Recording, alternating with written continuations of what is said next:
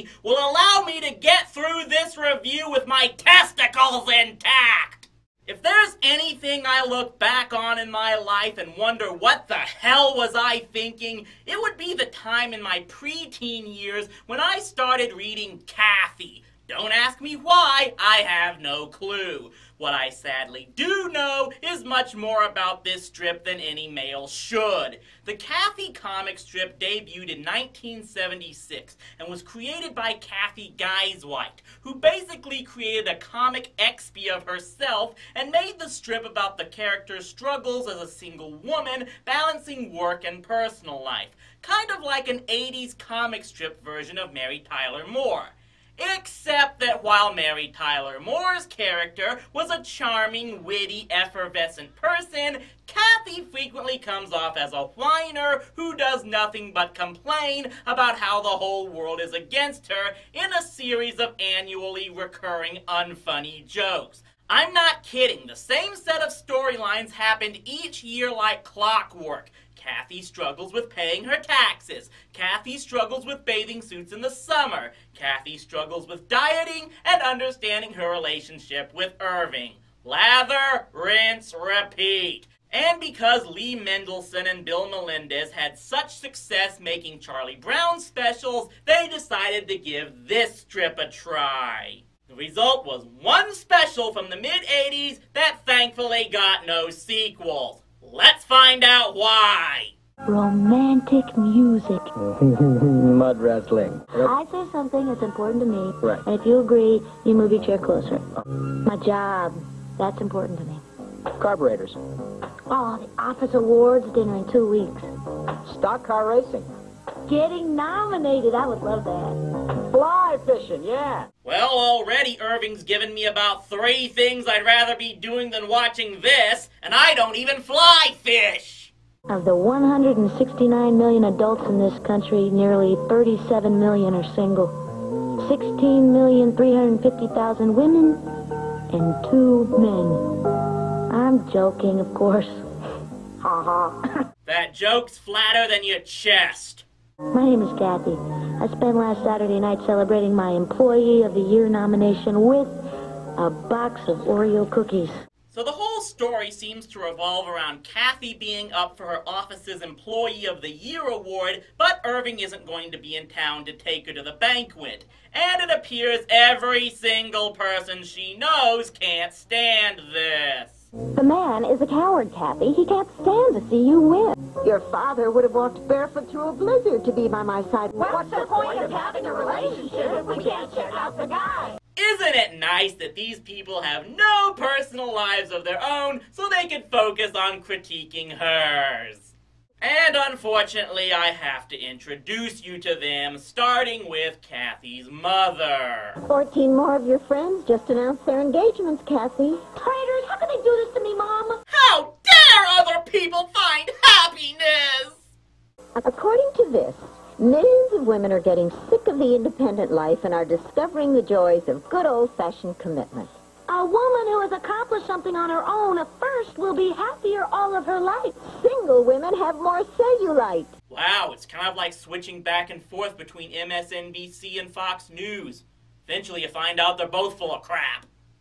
So yeah, if you haven't figured it out, Cathy's mom is the stereotypical meddling mother, constantly badgering her daughter about when she's gonna settle down and start popping out grandkids for her. And for anyone out there who has read the strip, yes, I know Cathy and Irving eventually got married, and the strip ended with them announcing they were going to have a baby, but again, I stopped reading the strip and threw out my collection books years ago, and since the strip's retirement, those books have been harder to find in stores, so I apologize in advance if I don't get some references exactly right, since I'm mostly going on memories I tried to bury.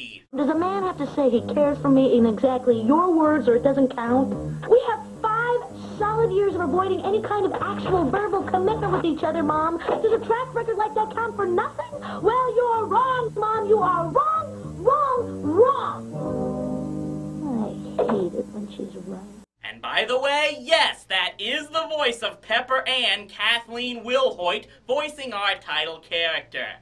Considering she also appeared on ER and Gilmore Girls, I'm guessing this isn't high on her resume. And if you're thinking the animation is really cheap with little to no detail, well, it's actually the same as Guy Zwight's own artwork for the strip. Bill Watterson, she was not. That brings me to the little detail many of you first-timers to this character are probably wondering about. Why the hell does she have no nose? Yeah, that's also consistent with how she's drawn in the comics, and I have no idea why Guy Zweight chose to draw her that way. All I can say is that in this animated form, it looks really creepy. Surprise, Irving, I'm here. Say those three little words that have come to mean so much to us. She'll kill me. I'm going to kill you. Oh, I never know what to expect from women. 4 minutes, 3 characters, none likable. What's the record for most in a half-hour special? Yeah, Cathy, listen. No, Irving. When I had to work late all last week, you said you understood. I know I did, but Now, it is my turn to be understanding. She's about to go Lorena Bobbitt on him. Who was she and what was she doing in your living room? In the last year, I have given up the Saturday morning racquetball court time. It took me 3 years to secure, okay? I've lost my spot in the Friday night poker game with the guys, and I dropped out of the Sunday softball league all so I could spend more time with you, and then you disappeared. Yeah, I'm siding with Irving on this one. Really, like in the strip most of the time, this is supposed to show Irving as not being there for Cathy, but it fails within the very writing because it does show how much he gave up for her. We're supposed to hate him because after ending all his hobbies and other activities, he didn't just sit at home alone until she was ready to call him and he'd be ready at that exact moment. You can't just treat him like that little friend of yours that I know you have stored in your sock drawer. She's been a part of your life long enough to get you to put butter on a plate?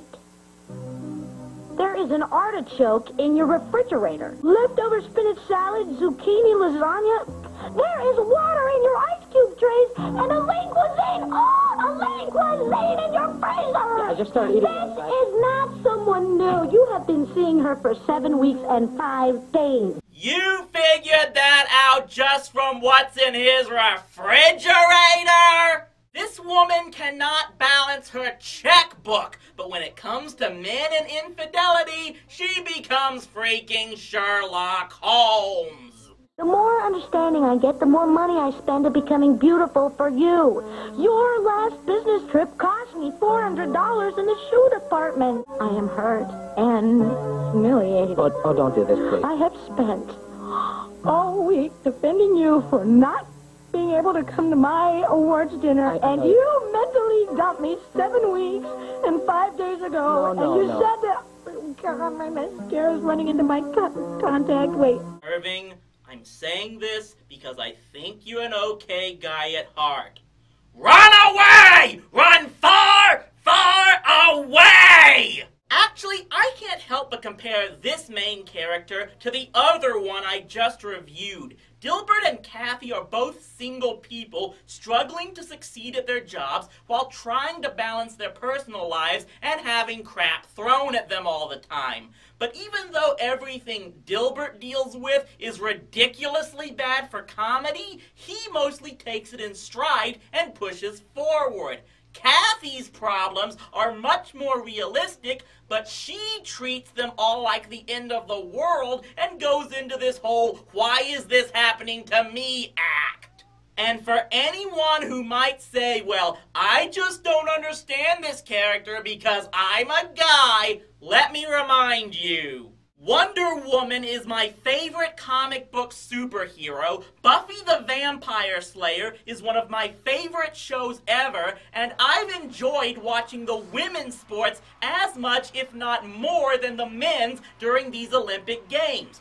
I've always admired confident, strong women of strength and power. The other characters I just mentioned take control of any personal issues they have and channel them into motivation toward achieving their goals. Cathy almost never does that, always complaining about how nothing ever goes right in her world. Ugh, and we're just through the first act here. Yesterday you said it didn't even matter if he went to the awards banquet with you. Yesterday, I thought Irving was going to be out of town in some slimy hotel all by himself. You know, we don't have to be together every second, Charlene. You know, all that matters is that I know that he is miserable somewhere. This character is becoming such a biatch that I'm guessing she has a kid cousin named Lucy.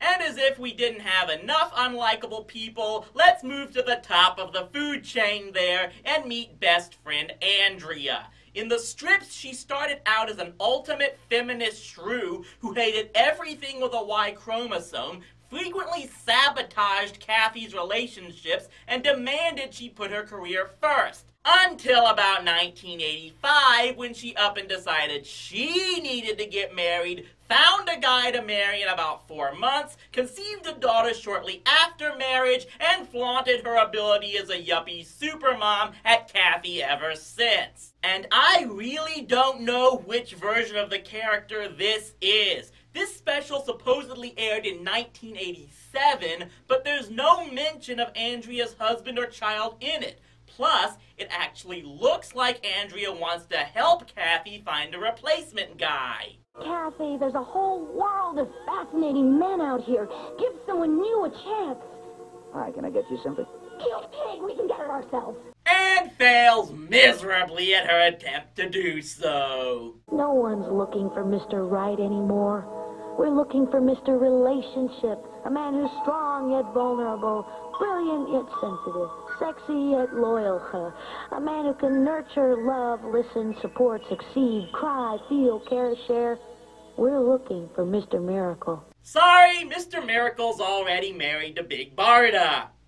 Hey, this show isn't giving me any jokes. I gotta think of something.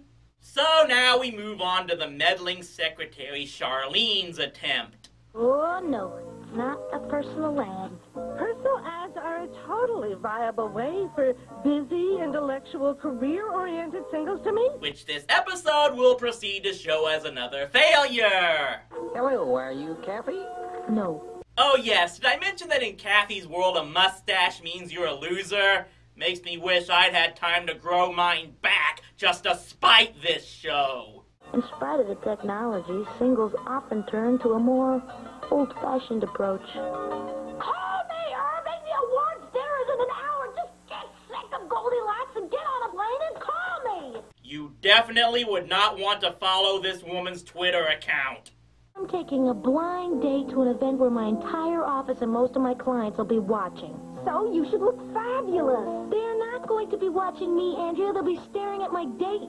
Charlene said he was very nice. Yeah, nice job, nice conversation. You know I am getting sick of nice, Andrea. Oh, good gravy, it just hit me. This story is about a whiny, petulant woman who obsesses about one man and now says she's sick and tired of nice guys.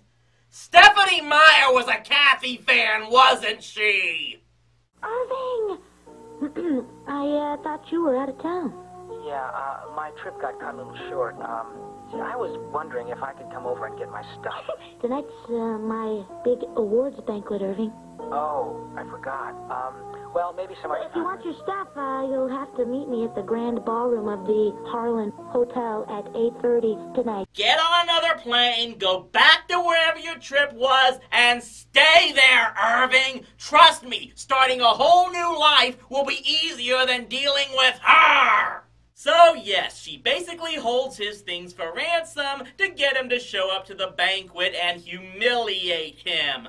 This is the type of character women are supposed to look up to. I want my Springsteen date now. Leader with integrity. Finders, keepers, losers, sweepers. This year's coveted Employee of the Year award goes to Cathy Andrews. Yet another last name that I'm sure is not in canon as far as the actual strip is concerned. There's one person I owe a lot to.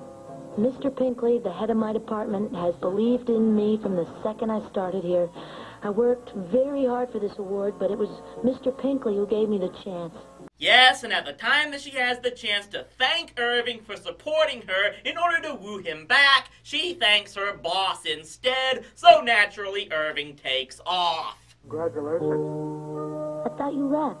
Well, I thought you'd have another date tonight. I thought you'd be out with Goldilocks. Goldilocks had to work late every night, and then she got mad if I made other plans. Oh, just like me. Oh, boy, she'd want to discuss our feelings in the middle of Monday Night Football, but she'd scream if I opened my mouth during Dallas, boy. Once again, you're making this character make more sense than the show's actual protagonist. Women make me nuts, Cathy. You don't know what you want. Oh, and you do. You act like you're behind us, and then you disappear. You act like you feel nothing, and then you act like no one understands you. I never danced with an employee every year before. Yeah, well, I never danced with a man carrying a shopping bag. Oh, that. Yeah. I'm trying to learn not to be so macho. And I'm going to try to learn that even employees of the year have to make time for a date if they want a relationship. And I'm trying to learn to be more tolerable of bad TV. But this special is not helping me in that case. It's an amazing time to be single, all right. We're all free to be anything, but under 100 new pressures to be everything. It's always been easier to leave a relationship if you're single. I guess in the 80s, it's just a little more challenging to stay in. And in the 2010s, it's so much easier thanks to worldwide media to tell the world that this special sucked.